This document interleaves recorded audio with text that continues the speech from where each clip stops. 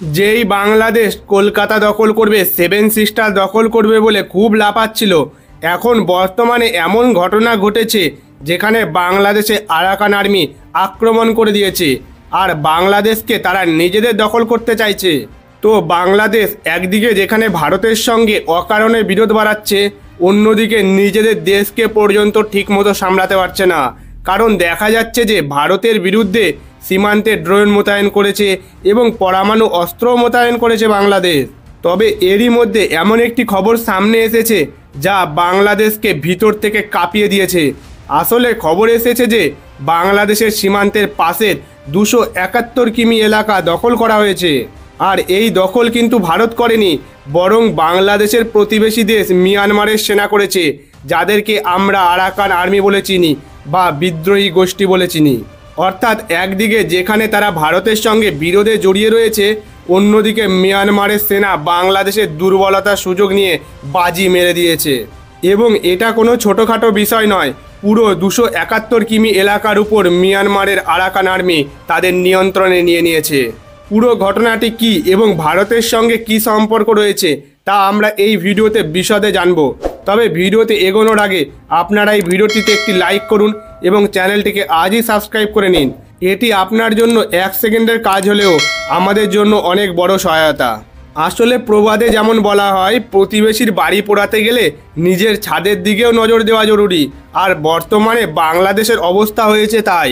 কিন্তু এখন বাংলাদেশ যেভাবে আচরণ করছে তাতে তারা একটি বড় ভুল করেছে। কারণ সাম্প্রতিক বিরোধগুলো থেকে স্পষ্ট যে বাংলাদেশ কিভাবে ভারতকে নিচে টানার ব্যর্থ চেষ্টা করছে এবং তাদের সমস্ত মনোযোগ কারো দিকে নয়, বরং ভারতের দিকেই রয়েছে।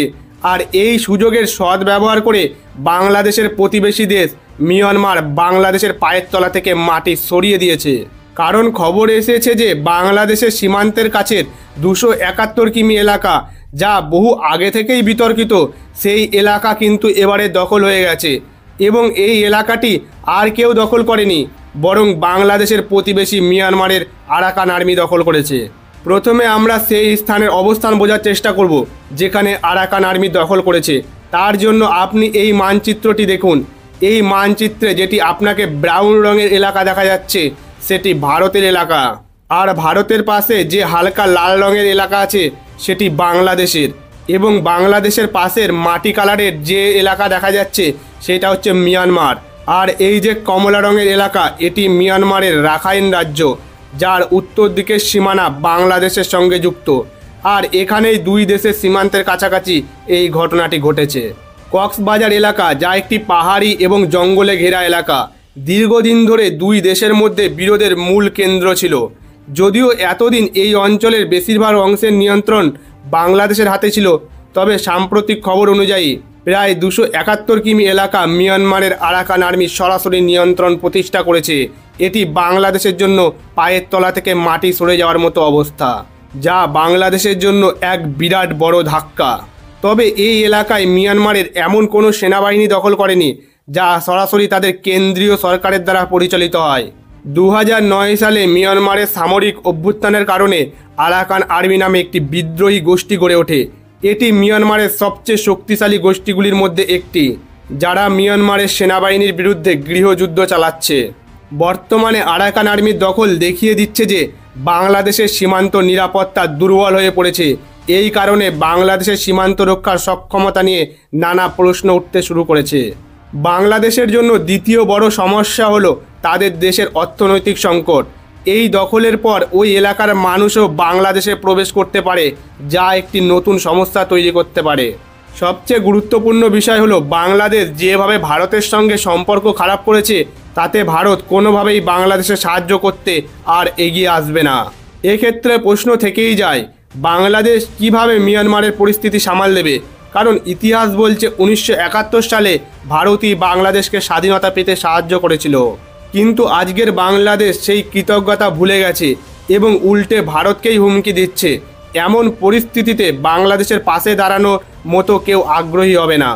অন্যদিকে যদিও বাংলাদেশ ও ভারতের রাজনৈতিক এবং বাণিজ্যিক সম্পর্ক খারাপ হয়েছে, তবুও মিয়ানমারের সঙ্গে ভারতের সম্পর্ক অনেক ভালো। মিয়ানমারের সঙ্গে ভারতের বাণিজ্যিক এবং অর্থনৈতিক সম্পর্ক অত্যন্ত গুরুত্বপূর্ণ। ভারত কখনো মিয়ানমারের অভ্যন্তরীণ বিষয়ে মন্তব্য করেনি এবং ভবিষ্যতেও এই ধরনের মন্তব্য থেকে বিরত থাকবে। ভারতের জন্য মিয়ানমার কতটা গুরুত্বপূর্ণ তা বোঝা যায় দুই দেশের মধ্যে প্রতি বছর প্রায় $2 বিলিয়ন বাণিজ্য থেকে। এর মধ্যে ভারত মিয়ানমার থেকে $1.5 মিলিয়ন বেশি আমদানি করে। এর মধ্যে থাকে বিভিন্ন ধরনের ভোজ্য তেল, ডাল, মূল্যবান কাঠ, রত্ন এবং মুক্তা, উল্লেখযোগ্য আরও অনেক কিছু।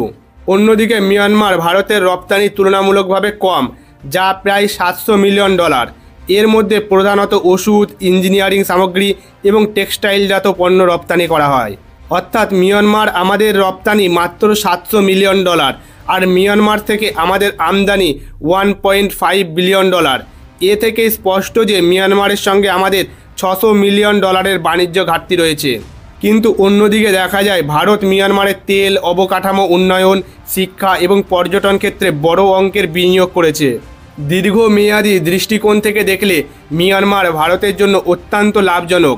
এমনকি এই মানচিত্রে মিয়ানমারের সিত্তে এলাকাটি, যা বর্তমানে ভারতের নিয়ন্ত্রণে রয়েছে, এটি পরিচালনার দায়িত্ব এপ্রিল মাসে মিয়ানমার ভারতের হাতে তুলে দিয়েছে। অর্থনৈতিকভাবে দেখলে মিয়ানমার ভারতের জন্য অত্যন্ত গুরুত্বপূর্ণ এবং ভবিষ্যতে ভারতকে হিন্দ মহাসাগরে তার অবস্থান শক্তিশালী করতে একটি কৌশলগত অংশীদারি হিসাবে প্রমাণিত হতে পারে। অন্যদিকে বাংলাদেশ এখন ভারতের জন্য পাকিস্তানের মতো একটি নতুন শত্রু দেশ হয়ে উঠেছে। তারা নতুন নতুন পরিকল্পনা নিয়ে ভারতের সঙ্গে বিরোধে লিপ্ত হওয়ার চেষ্টা চালিয়ে যাচ্ছে। সম্প্রতি এমন খবর এসেছে যে তারা গত সপ্তাহে তুরস্ক থেকে কেনা TB2 কিলার ড্রোন মেঘালয়ের কাছাকাছি উড়িয়েছে।